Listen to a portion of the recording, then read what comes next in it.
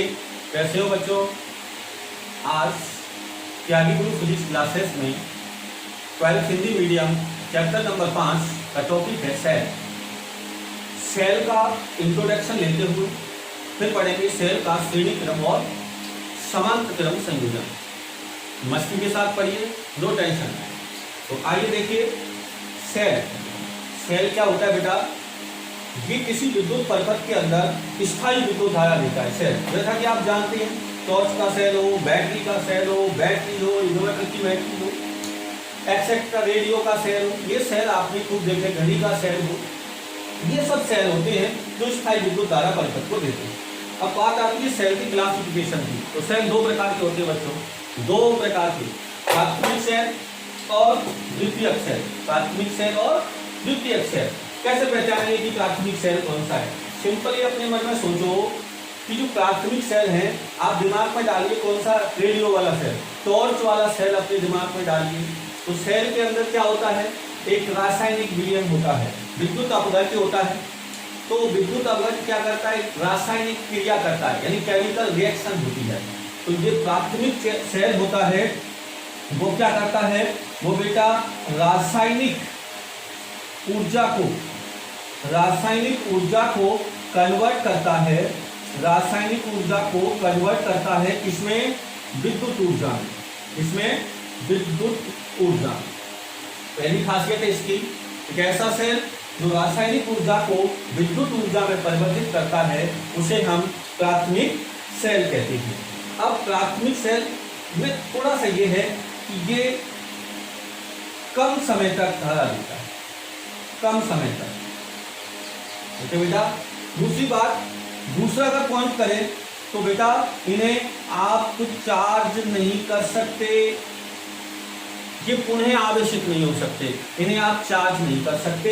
ये है अपनी प्राथमिक सेल। जैसे अगर हम एग्जाम्पल की बात करें तो एग्जाम्पल ले लेते हैं लेक्लांसी सेल।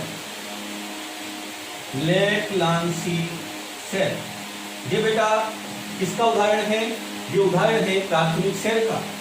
अगर इसके विद्युत वाहक बल की बात करें, ईएमएफ, इसका ईएमएफ होता है 1.08 वोल्ट, ये इसका ईएमएफ होता है।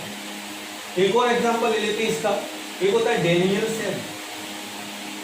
डेनियल सेल बेटा लेक्लांसी सेल के लिए, लेक्लांसी के लिए होता है 1.5 वोल्ट। डेनियल सेल के लिए विद्युत वाहक बल होता है 1.08 वोल्ट। राइट बेटा, लेक्लांसी सेल और डेनियल सेल। और आप ये भी ले सकते हैं शुष्क सेल या सूखा सेल, शुष्क सेल या सूखा सेल, ये सब आते हैं प्राथमिक सेल के अंदर। अब बात करते हैं द्वितीयक सेल की।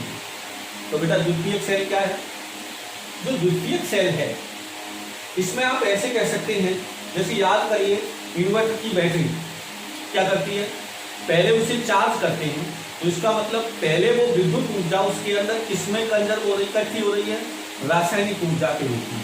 और जब उसका यूज करते हैं तो रासायनिक ऊर्जा किस में बदल जाती है, विद्युत ऊर्जा में। तो इसमें प्रोसेस क्या है कि सबसे पहले विद्युत ऊर्जा चेंज होती है किसमें, रासायनिक ऊर्जा में, और रासायनिक ऊर्जा में चेंज हो जाती है। और इसके बाद रासायनिक ऊर्जा चेंज होती है किसमें, विद्युत ऊर्जा में, विद्युत ऊर्जा में। यानी विद्युत ऊर्जा को रासायनिक ऊर्जा में और रासायनिक ऊर्जा को विद्युत ऊर्जा में बदलने वाली युक्ति द्वितीयक सेल कहलाती है।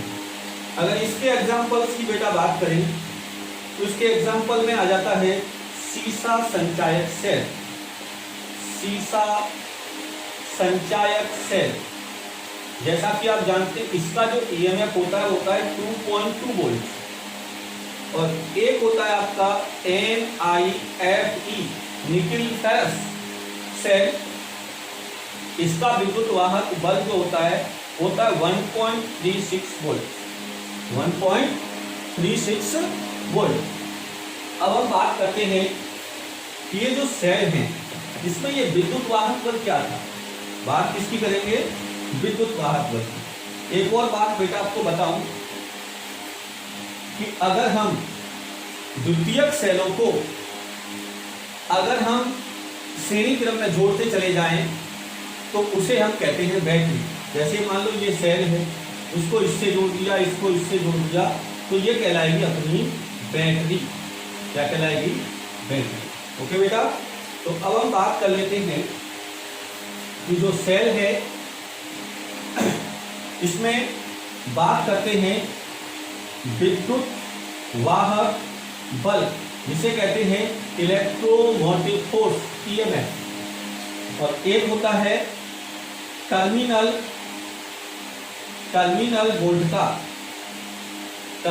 वोल्टता या टर्मिनल वोल्टेज। बेटा देखो, महत्वपूर्ण बात, कुछ बच्चों को पूछा जाता है कि विद्युत वाहक बल का मात्रक क्या होता है। बेटा ये विद्युत वाहक बल, देखने में बल लग रहा है लेकिन बल का मात्रक नहीं आएगा, क्योंकि ये एक वोल्टेज है, इसलिए दोनों का ही मात्रक क्या रहेगा? वोल्ट रहेगा। दोनों का मात्रक वोल्ट रहेगा। अब हम बात करते हैं कि ये विद्युत वाहक बल क्या है, ईएमएफ क्या है। तो बेटा देखिए, अगर हमारे पास ये सेल है और यहां कोई प्रतिरोध जुड़ा है और ये कुंजी है बेटा, ये है कैपिटल ई और ये है कैपिटल आर और ये है कुंजी। अगर बेटा ये जो आप देख रहे हैं, ये कुंजी में ये डॉट लगा होता है, इसका मतलब है कुंजी का चालू होना, और अगर ये नहीं है तो कुंजी ऑफ है, बंद है। तो बेटा जब ये कुंजी ऑफ होती है उस समय इस सेल के दोनों सिरों पर मापी गई वोल्टता विद्युत वाहक बल होती है। अगर साधारण भाषा में कहें तो हम ऐसे कह सकते हैं कि जब सेल परिपथ में नहीं जुड़ा हो, अर्थात सेल से धारा नहीं ली जा रही हो, उस समय इसके दोनों सिरों पर मापी गई वोल्टता क्या कहलाती है? विद्युत वाहक बल कहलाता है। क्या कहलाता है? विद्युत वाहक बल। जैसे आप बाजार से सेल लाते हैं, उस पर लिखा होता है 1.5 वोल्ट, 1.5 वोल्ट, तो वह उसका क्या है? विद्युत वाहक बल होता है। अगर हम इस कुंजी को जोड़ दें, इस विद्युत वाहक बल को लिखा जाता है कैपिटल ई से। बेटा किससे लिखते हैं? कैपिटल ई से। अगर कुंजी को जोड़ दें तो अब सेल से धारा बहेगी, यानी सेल परिपथ में जुड़ गया। अपन ऐसे कहेंगे कि यदि सेल से धारा ली जाए या सेल परिपथ में जुड़ा हो तो ऐसी स्थिति में इसके दोनों सिरों पर मापी गई वोल्टता टर्मिनल वोल्टता कहलाती है। इसे हम लिखते हैं V से। देखिए इसका मात्रक भी वोल्ट होता है और इसका मात्रक भी क्या होता है? वोल्ट होता है। अब आता है कि E व V में क्या संबंध होता है? E और V में क्या संबंध होता है? तो एक्चुअली में अपन बात करें तो जो होता है, अपन ऐसे लिख सकते हैं V बराबर E माइनस आई आर। इसे ध्यान दें बेटा, V क्या है? टर्मिनल वोल्टता, E क्या है? विद्युत वाहक बल, और I क्या है? सेल से प्रवाहित धारा, और R क्या है? महत्वपूर्ण, ये R है सेल का आंतरिक प्रतिरोध, सेल का आंतरिक प्रतिरोध। ये क्या है बेटा? कि जब सेल से धारा ली जाती है तो सेल के अंदर जो विद्युत अपघट्य होता है वो रुकावट डालता है, और वो रुकावट डालता है तो व्यवहारिक रूप में वोल्टता का मान डाउन हो जाएगा। जो वोल्टेज ड्रॉप होगा वो क्या हो जाएगा? कम। देखिए यहां से V बराबर E माइनस आई आर। इस संबंध में कौन बड़ा है? देखिए यहाँ इस E में से कुछ घट रहा है तब इसके बराबर है, इसका मतलब यहाँ E बड़ा है और V छोटा है। तो बेटा जब सेल से धारा ली जाती है उस स्थिति में V का मान कम हो जाता है, जब सेल से धारा नहीं ली जाती है तो E का मान ज्यादा होता है। किसके कारण? आंतरिक प्रतिरोध के कारण। तो अब टॉपिक में बात करते हैं आंतरिक प्रतिरोध के बारे में। बात करते हैं कि आंतरिक प्रतिरोध क्या होता है। तो देखो बेटा, अब बात आती है आंतरिक प्रतिरोध की। आंतरिक प्रतिरोध इंटरनल रेजिस्टेंस स्मॉल आर, इसका मात्रक क्या होगा बेटा, क्योंकि ये क्या है प्रतिरोध, तो प्रतिरोध का मात्रक क्या होता है ओम, इसका मात्रक होगा बेटा ओम। अब बात करते हैं कि क्या इस आर के मान को कम भी किया जा सकता है। अगर मान लो आर का मान बहुत ज्यादा हुआ तो सेल परिपथ में जुड़ते ही उसके वी का मान इतना कम हो जाएगा कि उसमें सही से धारा ही नहीं बहेगी। तो हम चाहते हैं कि अगर ये पता कर लें कि ये आर किन किन कारकों पर निर्भर करता है तो उनमें कमी ला करके हम वी के मान को बढ़ा सकते हैं। तो आइए देखिएगा, निर्भरता। आपको आंतरिक प्रतिरोध की परिभाषा क्या बोलनी है, ये बोलनी है कि सेल के विद्युत अपघट्य द्वारा धारावाहकों के मार्ग में डाली गई रुकावट सेल का आंतरिक प्रतिरोध कहलाती है। निर्भरता के लिए ट्रिक है, निर्भरता के लिए ट्रिक मैंने लिख रखी है CID/80। ये ऊपर वाली जो राशि होती है ये समानुपाती होती है, ये व्युत्क्रमानुपाती होती है, यानी सेल का आंतरिक प्रतिरोध इन तीनों के समानुपाती होता है और इन दोनों की क्या होता है, व्युत्क्रमानुपाती होता है। आइए कैसे, C का मतलब बेटा कंसंट्रेशन, C का मतलब है कंसंट्रेशन, कंसंट्रेशन का मतलब होता है सांद्रता, सांद्रता का मतलब है कि जो विलयन आपने लिया है सेल बनाते समय उस विलयन की कंसंट्रेशन आपने क्या रखी है। जैसे हम लेक्लांसी सेल बनाते हैं तो पानी के अंदर हम NH4Cl अमोनियम क्लोराइड का विलयन बनाते हैं। तो यदि आपने उसको अच्छे से घोल लिया है तो उसकी सांद्रता कैसी हो जाएगी, बोलो उसकी सांद्रता कैसी हो जाएगी, याद करो। अगर मैंने बोला ये तीनों क्या है, समानुपाती, कंसंट्रेशन ज्यादा तो प्रतिरोध ज्यादा, कंसंट्रेशन कम तो उसका प्रतिरोध कम। इसलिए अगर हम विलयन में उसको अच्छे से मिला लेते हैं तो उसकी सांद्रता कम हो जाती है और कम हो जाने से उसका आंतरिक प्रतिरोध कम हो जाता है। तो आप बोलेंगे कि आंतरिक प्रतिरोध विलयन की सांद्रता पर निर्भर करता है। दूसरा पॉइंट I का मतलब है धारा, I का मतलब है धारा, सेल से ली गई धारा पर डिपेंड करता है। धारा का मान ज्यादा होगा तो आंतरिक प्रतिरोध ज्यादा होगा, धारा का मान कम होगा तो आंतरिक प्रतिरोध कम होगा। D का मतलब है डिस्टेंस, डिस्टेंस का मतलब दूरी, दूरी किसकी बेटा, जैसे सपोज ये हमने सेल बनाया, ये विलयन है तो इसमें दो इलेक्ट्रोड होते हैं, तो दोनों इलेक्ट्रोडों के बीच की दूरी अगर आपने ज्यादा कर दी तो आंतरिक प्रतिरोध ज्यादा हो जाएगा और कम कर देंगे तो आंतरिक प्रतिरोध कम हो जाएगा। तो ये है दोनों इलेक्ट्रोडों के बीच की दूरी पर निर्भर करता है। अब आता है ए का मतलब है क्षेत्रफल, एरिया। किसका एरिया, ये जो इलेक्ट्रोड हैं ये इस विलयन में डूबे हुए भाग के क्षेत्रफल पर निर्भर करते हैं। जैसे आपने अगर इसे कम डुबोया तो क्षेत्रफल इसका कम डूबा हुआ है, इसका मतलब कम तो व्युत्क्रमानुपाती है तो आंतरिक प्रतिरोध ज्यादा हो जाएगा, इसलिए इसको ज्यादा से ज्यादा इसको डुबोना चाहिए। यानी क्षेत्रफल का मतलब है इलेक्ट्रोडों के डूबे हुए भाग के क्षेत्रफल पर निर्भर करता है। ज्यादा डुबोगे तो व्युत्क्रमानुपाती अर्थात प्रतिरोध कम हो जाएगा। और टी का मतलब है ताप, ये विलयन के ताप पर भी निर्भर करता है। तो ये अपने 5 पॉइंट थे ये वाले जो सेल के आंतरिक प्रतिरोध को प्रभावित कर सकते हैं। अब बात आती है, अब हम बात कर लेते हैं कि सेल के आंतरिक प्रतिरोध का जो सूत्र है वो कैसे डिपेंड करता है। देखिए बेटा, सेल के आंतरिक प्रतिरोध का सूत्र, अब बात करते हैं आंतरिक प्रतिरोध का सूत्र, फॉर्मूला। देखिए बेटा, आंतरिक प्रतिरोध का सूत्र ऐसे ले लेते हैं, ये कोई सेल है और ये सेल का आंतरिक प्रतिरोध है। ऐसा नहीं कि आपको सर्किट में दिखाई देगा, सेल के अंदर ही होता है, क्योंकि सेल के अंदर जो विलयन है उसके आयन है वो रुकावट डालते हैं। मैंने इसको दिखाने के लिए अलग से लिख दिया, जैसे मैं लिख रहा हूँ स्मॉल आर से प्लस माइनस, ये ई इसका विद्युत वाहक बल है तब जब सेल जुड़ा नहीं है।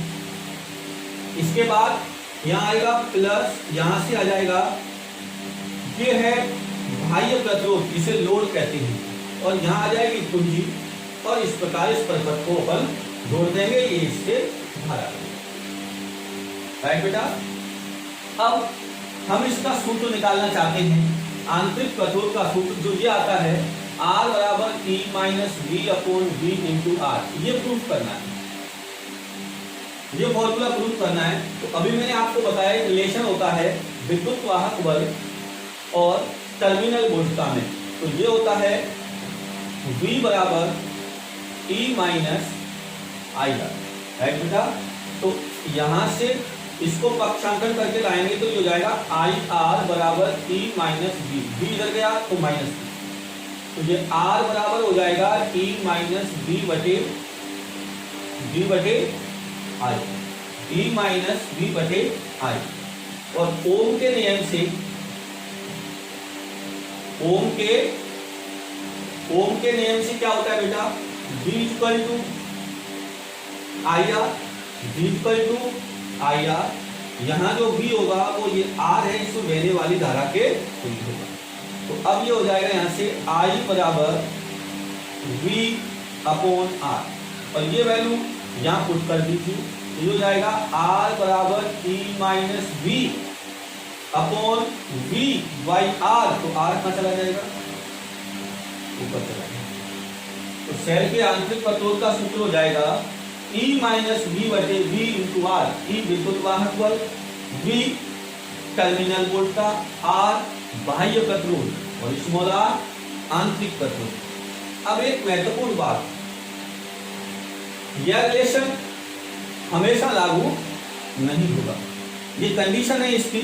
और कंडीशन क्या है बेटा, देखिए आप, कंडीशन ये है कि अगर सेल से धारा ली जा रही है तब ये कंडीशन लागू है, यानी सेल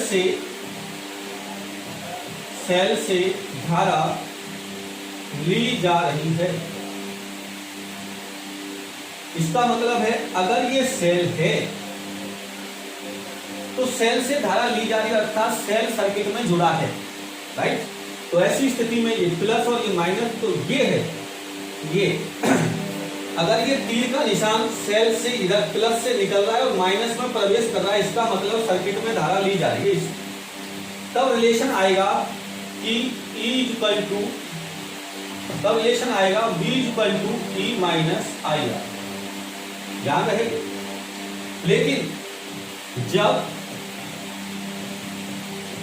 जब सेल को धारा दी जा रही हो,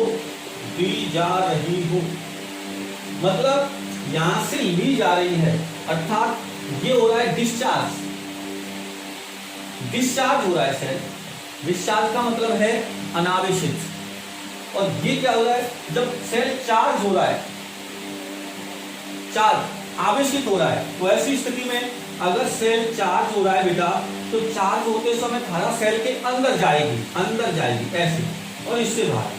बोलो बेटा, जब तीर का निशान सेल से बाहर की तरफ जा रहा है प्लस से, तो सेल डिस्चार्ज हो रहा है, और जब ये तीर का निशान धारा कहाँ जा रही है, सेल के अंदर जा रही है, ये प्लस है, तो ये सेल क्या हो रहा है, चार्ज। और बेटा जब चार्ज होगा तो निश्चित है कि यहाँ पर रिलेशन जो आएगा वो आएगा V equal to E plus IR, महत्वपूर्ण वो, यानी यहाँ क्या था, यहाँ E is greater than V और यहाँ पर E is less than V। यहाँ पर विद्युत वाहक बल बड़ा था टर्मिनल वोल्टेज से, और यहाँ पर विद्युत वाहक बल छोटा है टर्मिनल वोल्टेज से। तो ये बात थी अपनी सेल के बारे में। नेक्स्ट टॉपिक में पढ़ेंगे हम सेलों का श्रेणी क्रम संयोजन और समांतर क्रम संयोजन। बेटा इस चैनल को लाइक एंड सब्सक्राइब करिए ज़्यादा से ज़्यादा, ताकि आप तक वीडियो पहुंचे तो आपको पहले ही पता लग जाए। धन्यवाद, बाय।